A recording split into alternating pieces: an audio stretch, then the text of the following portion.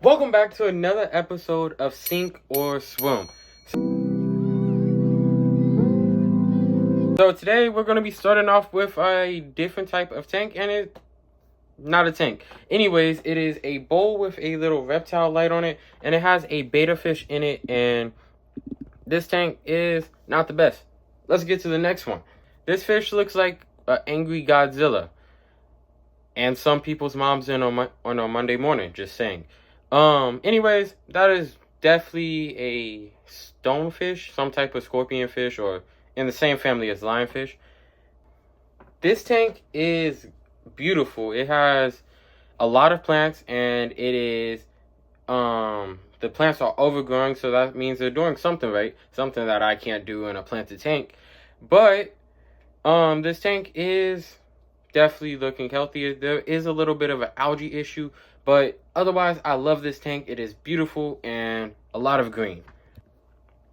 And here we have a schooling tank. It looks like there are some penguin tetras, I believe they're called, neon tetra, and autocinkless catfish.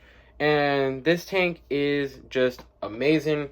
The setup, the hardscape, it's simple, but it gets the job done. It has all the plants in there, and this is just a beautiful tank. Yeah. And also I like the grass in the back. It adds a little bit more depth to the tank, and it's just, this tank has a lot of plants in it that make the tank look bigger than what it actually is. Okay, so this tank is more focused on the hardscape. It's like 50-50 plants and hardscape, but this tank is nicely planted, and if this is a beginner tank, it is beautifully set up, and I really like how simple this tank is. It's not too complicated, but it's also not too simple, so gets the job done for if this is a first time tank. And here is someone's first tank, and it is beautiful, and these plants look like they are quite healthy. I don't know if you just added them, but these plants, if they take off and fill this entire tank out, it will be amazing. The simple hardscape is perfect for a heavily planted tank like this, because it's just going to get covered up at the end of the day. This tank has very few fish in it. I can't tell what kind of fish they are, but I just see like 3, maybe 4 fish in there. So this tank is very simple. It has a heater and some type of filter. It looks like a hang on the back filter. I can't tell. It may be a sponge filter or under the gravel filter, which aren't that common anymore. So this is another starter tank, and it is too small to put fish in it, but it has a betta fish in it. Never mind. This tank would have been great for a beginner if it didn't have a betta fish in it and it only has shrimp or snails in it, but it has a betta fish in it. I recommend upgrading that betta fish, because this tank does seem a little small for that betta fish. This tank is just gorgeous because look at it. See, I don't even have to describe this one. You can describe this in your own mind. Okay, enough describing. Another gorgeous hardscape. This one is definitely going to be a lightly planted tank with some carpeting plants at the bottom, and that hardscape is going to be the center of attention in this tank. It's going to have some small fish swimming in between that hardscape, and you could just see the vision of this aquascaper right now, because this tank is very beautiful and it is very defined in its hardscape and what it is trying to be. Okay, so the question was, is this fish sick, bloated, or is it pregnant? I would say it's pregnant, like rats. Let's just say that. Okay, so the question for this tank was, does this fish have ick? It does look like the early stages of ick. When I see them on my fish, this is what it kind of looks like, and then it just takes over the fish. It starts normally on their fins on some species of fish, normally, but I would say start treating this tank for ick. Check your water parameters, do a water change, and make sure the fish are in a non-stressful environment,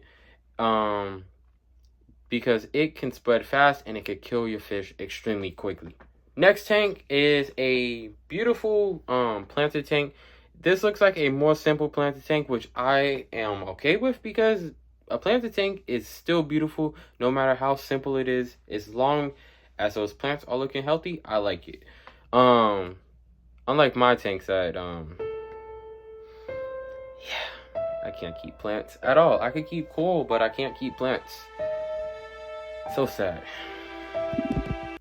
Anyways, let's get to the next tank, which is also a nicely planted tank. And it has a lot of, those are Amazon swords, those big plants shooting up to the top, and it just looks beautiful like that. It also has some other plants. I'm not the best when it comes to plant names, but this tank is definitely well stocked with plants, and I don't see too many fish in there. So if any fish, yeah, I'm not seeing any fish, but this tank is beautiful. And I will add a small school of tetras in there and maybe a beta fish with them. So this tank is very clean, but the problem is that it is goldfish in too small of a tank. But the tank is clean, so you gotta give them the benefit of the doubt. But still, I would recommend a much bigger tank for that amount of goldfish. I would recommend at least 75 gallons, maybe 120 gallons, 25 gallons if you can. And those are just the standard tanks. You could go in between, but... And let's go to the next tank. Another stunning tank with a nice hardscape. A wood-focused hardscape, and those are always attention-grabbing. They get your attention onto the center part of the tank, and then they have the plants all around it, slowly dispersing out, and I really just like how these tanks look.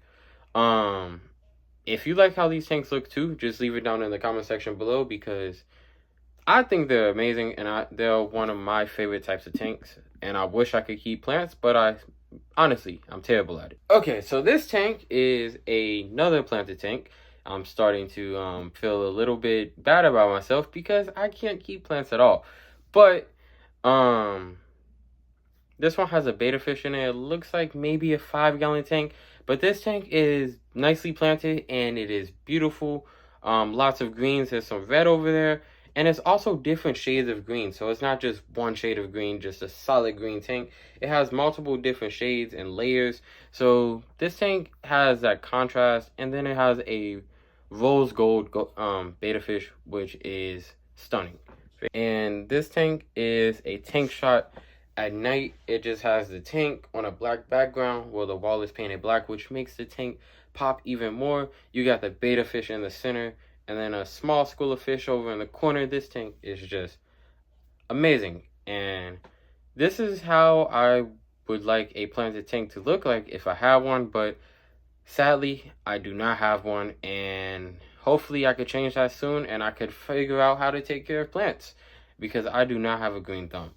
Next tank is a simpler tank. It is not like a amazing tank, but it's also not a bad tank. I've seen way worse. If you haven't watched some of my other videos, which I'll leave, well, the other videos in this series, Sink or Swim, watch the playlist on my channel.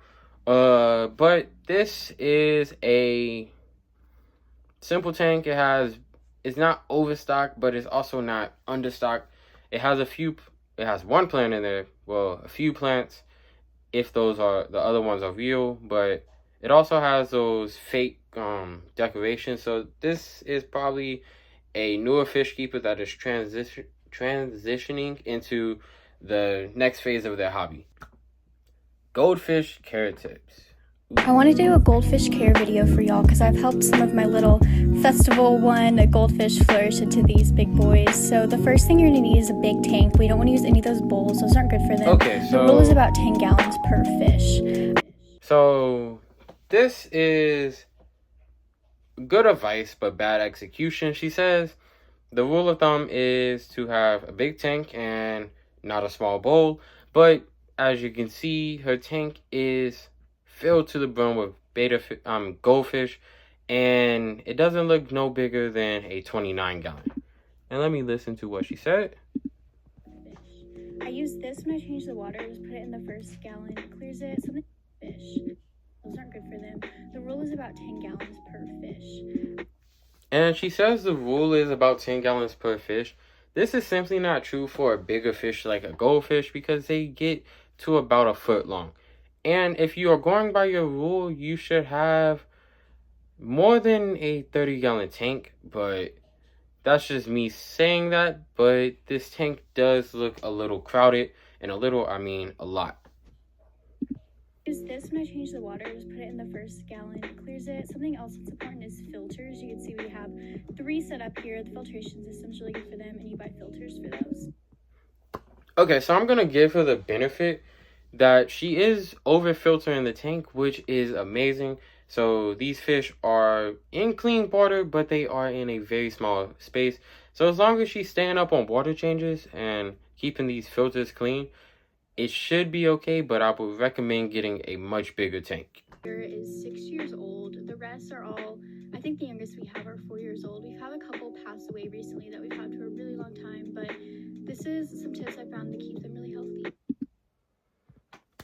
Okay, so those fish have lived a long time in probably that same setup, which is bad for viewers of this, because they're going to see this and say, oh, I could put a full-grown goldfish in a 10-gallon tank.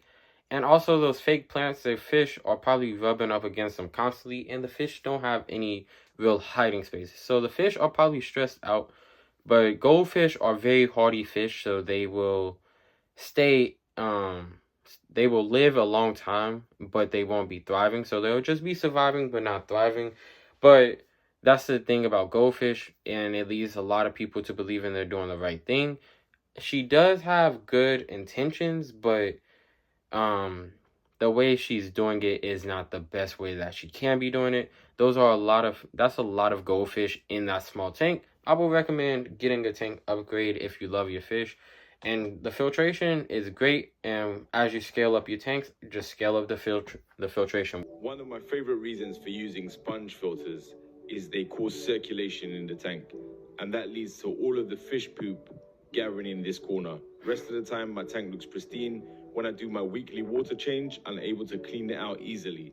That's a great benefit of having it. If you like... Okay, so goldfish tank, and it is amazing because water's clean, and he's doing weekly water changes, so he knows what he's doing when it comes to goldfish. The goldfish look happy, they look comfortable with him in the tank, so that means he has to be at least doing water changes every week, because the fish wouldn't be so comfortable being close to him like that if they weren't used to being in the tank, the siphon.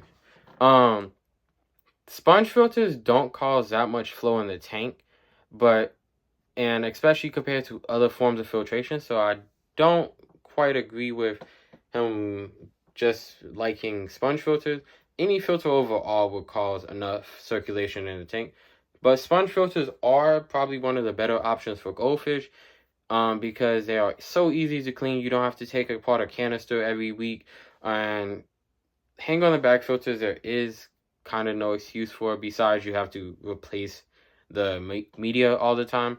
But that's going to be all for today's video. Make sure you hit the like and subscribe button, and I just appreciate the support, and I hope you all have an amazing week, and I'll see you all next Monday.